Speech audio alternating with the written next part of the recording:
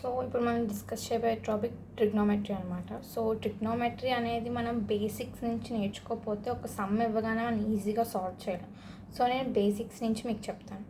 So మనకి trigonometry ratios 6 ఉంటాయి. అవి ఏంటంటే cosine, sine, cosine, tangent, cosecant, secant and cotangent.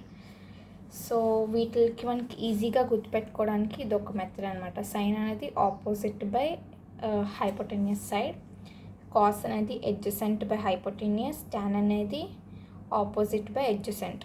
Cosecant సైన్కి రివర్స్ కాబట్టి మనం ఈ డైరెక్షన్లో చూసుకుంటాం. సీకెంట్ కాస్కి రెసిప్రోకల్ కాబట్టి ఇలాగా, కాట్ టాన్కి రెసిప్రోకల్ కాబట్టి ఇలాగా. కాబట్టి మనం ఓఏఓ హెచ్హెచ్ఏ అనే ఒక ఫార్మాట్ గుర్తుపెట్టుకుంటే మనం ఈజీగా రేషియోస్ గురించి గుర్తుపెట్టుకోవచ్చు. నెక్స్ట్ ఇప్పుడు మనకి రేషియోస్ తెలుసు. ఈ రేషియోస్ మధ్య రిలేషన్ తెలిస్తేనే మనం ఒక క్వశ్చన్ ఇవ్వగానే వాటి మధ్య ఉన్న రిలేషన్ అర్థం చేసుకొని స్పీడ్గా సాల్వ్ చేయగలుగుతాం ట్రిగ్నోమెట్రీలో అయితే మాత్రం. సో బట్టి వాటికి బేసిక్ 4 స్టాండర్డ్ ఫార్ములాస్ ఉంటాయి. ఏంటంటే sin square theta plus cos square theta is equals to 1, cosecant square theta minus cot square theta is equals to 1 and secant square theta minus tan square theta equals to 1. ఇప్పుడు ఈ equation నుంచి ఈ two equations derive చేసామన్నమాట. ఈజీగా మీరు చూస్తే మీకు అర్థమవుతుంది. నెక్స్ట్ ఈ రెసిప్రోకల్ ఒక ratios relation between 2 ratios based on the reciprocals అనమాట ఇవి. సో సేమ్ అలాగే tan is equals to sine by cos, cot is equals to cos by sine. ఇక్కడ క్రాస్ మల్టిప్లికేషన్ చేస్తే సేమ్ అలాగే సైన్కి కాస్కి కూడా ఈ విధంగా రాసుకోవచ్చు అని. నెక్స్ట్ ఇది product of any two reciprocals is always 1. ఈ 3 కేసెస్లో ఇవన్నీ రెసిప్రోకల్స్ ఒక ప్రొడక్టే కాబట్టి ఇది ఎప్పుడు ఈక్వల్ టు 1. నెక్స్ట్ ఇక్కడ ఇంకో 2 ఫార్ములాస్ ఉన్నాయంట. ఏంటంటే అవి secant square theta minus tan square theta is equals to, అవి ఇందాక మనం చదివాం. అంటే ఇప్పుడు ఇది ఏ ఫార్ములాలో ఉంది, ఇది a square minus b square formula ఉంది. అంటే a plus b into a minus b. ఇక్కడ దీన్ని ఇలా క్రాస్ మల్టిప్లికేషన్ చేస్తే ఇక్కడ secant theta plus tan theta is equals to 1 by secant theta minus tan theta కింద రాసుకోవచ్చు. ఇప్పుడు మన క్వశ్చన్స్లో ఎలా ఇస్తారంటే చాలాసార్లు ఇస్తుంటారు. ఏంటంటే if secant theta plus tan theta is equals to ఒక ఏ అనే ఒక వాల్యూ ఇచ్చారనుకోండి, అది ఈక్వేషన్ 1 అని కన్సిడర్ చేయండి. అప్పుడు మనకి secant theta plus secant theta minus tan theta ఈ రిలేషన్ బట్టి మనకి డైరెక్ట్గా మనకి అర్థమైపోవాలన్నమాట. ఇది వాడు ఇవ్వడు, మనం అర్థం చేసుకొని మన ఈక్వేషన్ సెకండ్ ఈక్వేషన్ కింద రాసుకుంటాం 1 బై ఏ అని. వాడు what is the value of sine theta or cos theta అని క్వశ్చన్ అడుగుతారు. సో మనకి ఈ ఈక్వేషన్ ఫస్ట్ సాల్వ్ చేసి 1 and 2 ఈక్వేషన్ సాల్వ్ చేసి secant theta tan theta values కనుక్కుంటాం. Secant theta tan theta values వచ్చిందంటే డైరెక్ట్గా మనకి కాస్ తీటా వాల్యూ కూడా వస్తుంది. Cos or sine theta any value that they have asked for us.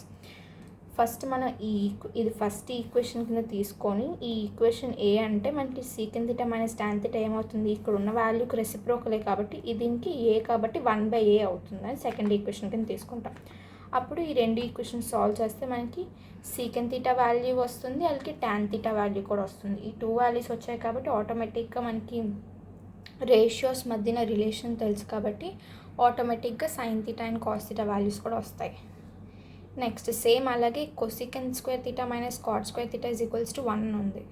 Same అలాగే మనకి cosecant theta plus cot theta is equals to p అని ఇచ్చి then find the value of secant theta and tan theta అయినా ఏదో ఒక ratio కనుక్కోమని ఇస్తాడు. అప్పుడు కూడా సేమ్ ఇది ఈక్వేషన్ 1, దీన్ని ఈక్వేషన్ 2 కింద తీసుకొని మనం వాల్యూస్ ఫైండ్ అవుట్ చేయాలి. ఇది మనం ఎప్పుడు మన ప్రీవియస్ క్లాసెస్లో ఆల్రెడీ నేర్చుకొని అంటాము, ఆల్ సిల్వర్ టీ కప్స్ అనే ఫార్మాట్ని. ఇప్పుడు ఒక్కొక్క క్వాడ్రంట్లో ఒక్కొక్క రేషియో పాజిటివ్గా ఉంటుంది. ఇప్పుడు ఫస్ట్ క్వాడ్రంట్లో అయితే అన్ని రేషియోస్ పాజిటివే. సెకండ్ దాంట్లో ఓన్లీ సైన్ అండ్ దాని రెసిప్రోకల్ మాత్రమే పాజిటివ్.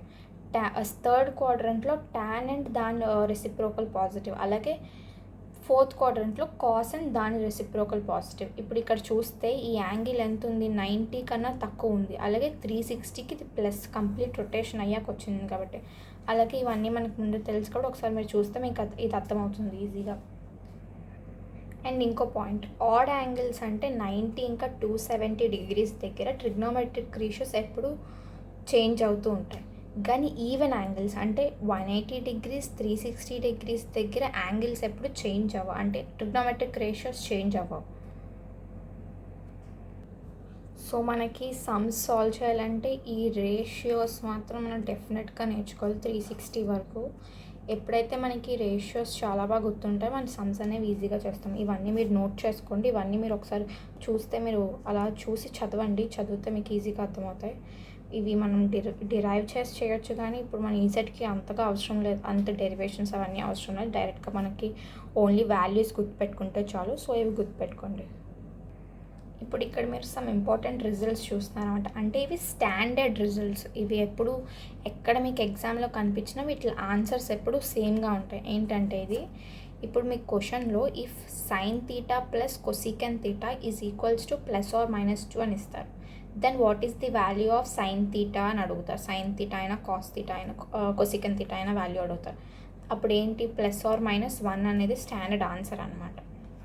అలాగే cos theta plus secant theta is equals to +or-2. Then cos theta is equals to +or-1. అలాగే cot theta plus tan theta is equals to +or-2. Then tan theta is equals to +or-1.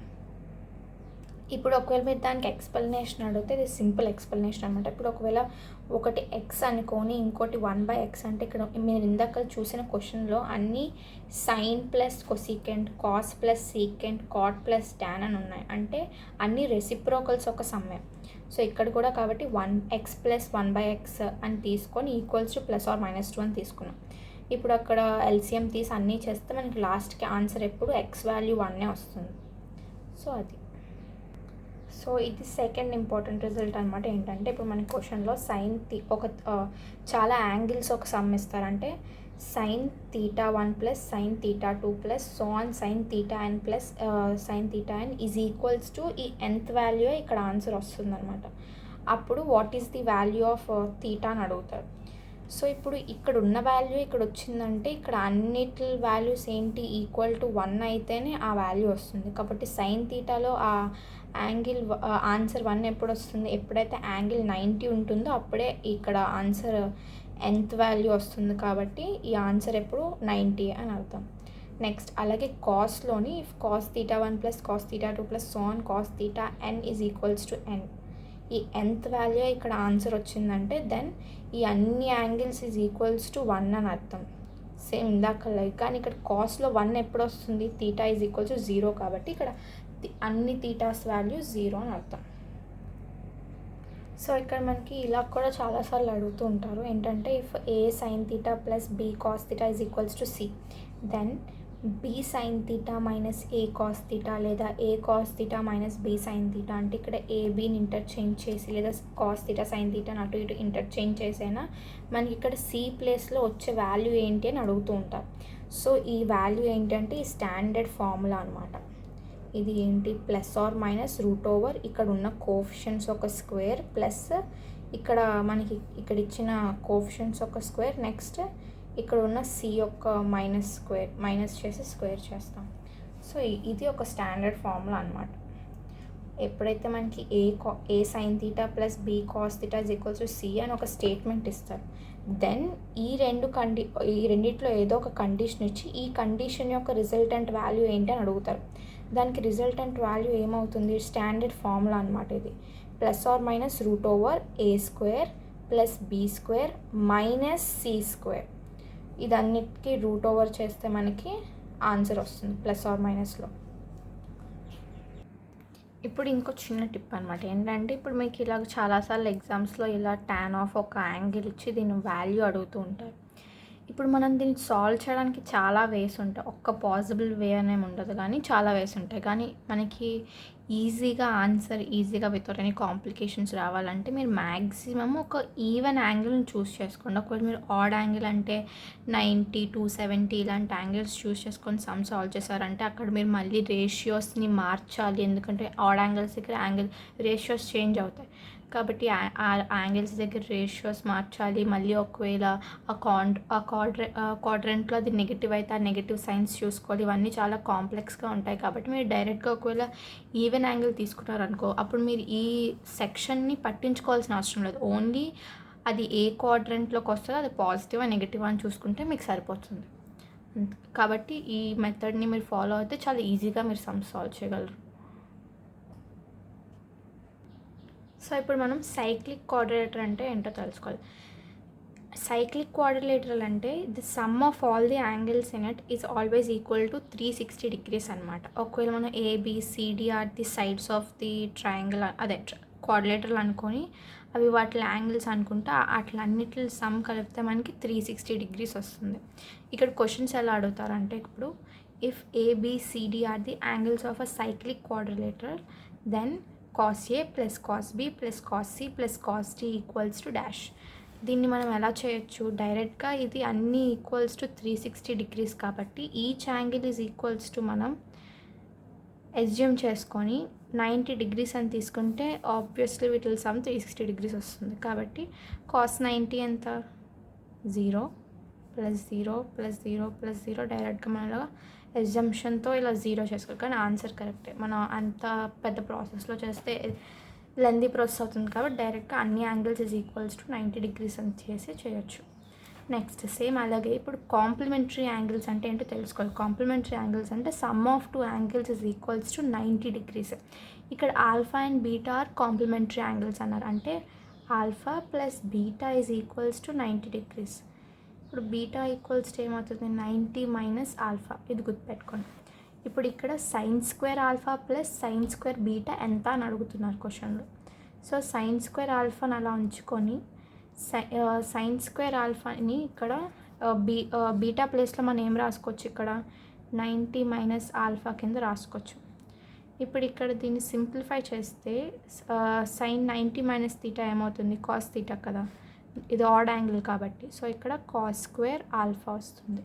Sine square theta plus cos square theta obviously ఎప్పుడు 1. So answer is 1. ఇలా ఈజీగా మనం ఈ కండిషన్స్ని గుర్తుపెట్టుకుంటే మనం ఈజీగా solve చేయొచ్చు. సో ఇది చాలా ఫ్రీక్వెంట్గా అడిగేసాం అనమాట. ఇలాంటి మోడల్స్లో నెంబర్స్ మార్చిస్తూ ఉంటారేమో కానీ ఫ్రీక్వెంట్గా అడిగేసాం ఈ మోడల్ మాత్రం. ఇప్పుడు ఇక్కడ ఒక angle tan 20 is equals to lambda అని ఇచ్చారు. అండ్ దెన్ ఈ స్టేట్మెంట్కి ఒక ఆన్సర్ ఏంటి అని అడుగుతున్నారు. సో ఇప్పుడు మనం ఏంటి tan 20 degrees is equals to lambda అంటే అప్పుడు cot 20 ఏమవుతుంది 1/λ కదా.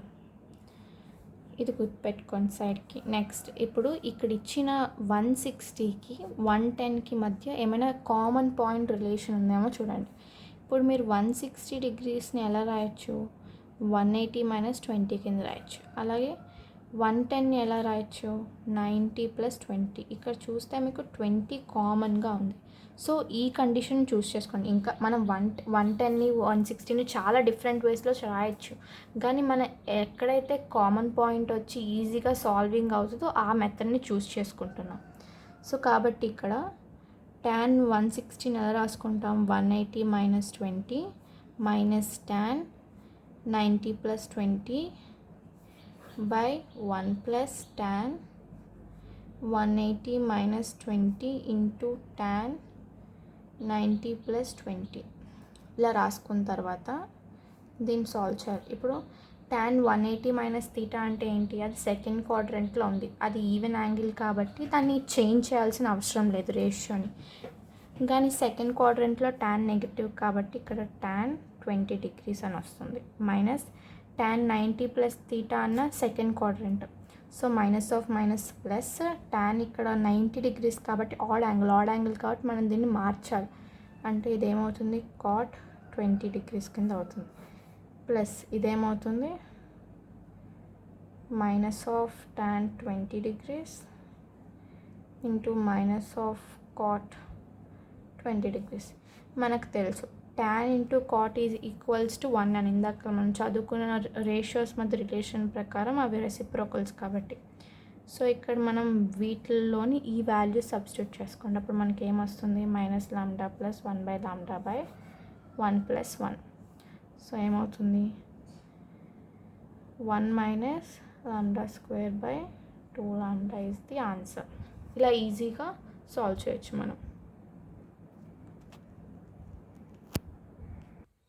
సో ఇక్కడ నెక్స్ట్ క్వశ్చన్ వచ్చేసి if theta is in the first quadrant అని ఇచ్చారు. ఫస్ట్ క్వాడ్రంట్ అంటే మనకు గుర్తు రావాల్సింది ఏంటి, అన్ని రేషియోస్ పాజిటివ్ అవుతాయి. నెక్స్ట్ ఇక్కడ ఇంకో స్టేట్మెంట్ ఇచ్చారు ఒక కండిషన్ కింద ఏంటి, 5 tan theta is equals to 4. దీన్ని మనం ఎలా రాసుకోవచ్చు? మనం tan theta is equals to 4/5. మనకి మామూలుగా ప్రీవియస్ మన ఎర్లియర్ క్లాసెస్లో మనము ఏం నేర్చుకున్నామంటే, మనము యాంగిల్ని ఎలా రిప్రజెంట్, ఒక సైడ్ని ఎలా రిప్రజెంట్ చేయొచ్చు. ఇది ఏబిసిడి అనుకోండి, ఇది తీటా అనే యాంగిల్ అనుకోండి, దీనికి ఇది ఆపోజిట్ సైడ్, ఇది అడ్జసెంట్ సైడ్, ఇది హైపోటెన్యూస్ సైడ్. tan అంటే ఏంటి? Opposite by adjacent side. అంటే ఇది 4, ఇది 5 తీసుకుంటాం. అంటే ఇప్పుడు మనం హైపోటెన్యూస్ కనుక్కోవాలి. హైపోటెన్యూస్ కనుక్కోవడానికి ఫార్ములా ఏంటి? √ అడ్జసెంట్ స్క్వేర్, అదే opposite square plus adjacent square చేస్తే ఏమొస్తుంది? √41 వస్తుంది హైపోటెన్యూస్. అంటే ఇది ఎంత వాల్యూ? √41. ఇప్పుడు మన ఇక్కడ sine theta and cos theta కావాలి. ఇక్కడ sine theta and cos theta. Sine తీటాని ఎలా రాసుకోవచ్చు? Sine theta is equals to ఇక్కడ ఆపోజిట్ బై హైపోటెన్యూస్ అంటే 4/41 √41. అండ్ కాస్ తీటాని ఎలా రాసుకోవచ్చు? 5/√41. ఇది ఫస్ట్ క్వాడ్రంట్ కాబట్టి మనం ఇక్కడ నెగిటివ్ సైన్స్ ఏం పెట్టట్లేదు. ఒకవేళ వేరే క్వాడ్రంట్ అయితే ఆ క్వాడ్రంట్లో ఏ రెస్పెక్టివ్ రేషియో పాజిటివ్ అయితే పాజిటివ్ తీసుకొని మిగిలిన రేషియోకి నెగిటివ్ సైన్ పెట్టి మనం సమ్ కంటిన్యూ చేస్తాం. ఇక్కడ రెండు పాజిటివే కాబట్టి పాజిటివ్ సైన్స్తో అసైన్ చేస్తాం. నెక్స్ట్ ఇప్పుడు మనకి ఇచ్చిన క్వశ్చన్ ఏంటి? 5 sin θ - 3 cos θ by sin θ plus 2 cos θ ఎంత అని అడిగారు. సో ఇక్కడ వాల్యూ సబ్స్టిట్యూట్ చేసుకుంటే మనకి ఏమొస్తుంది? 5 × 4/√41 మైనస్ 3 × 5/√41 బై 4/√41 ప్లస్ 2 × 5/√41. సో ఇక్కడ ఎల్సిఎం ఎలాగైనా √41 కామన్ కాబట్టి 20 - 15/4 + 10 అంటే 5/14 ఈజ్ యువర్ ఆన్సర్.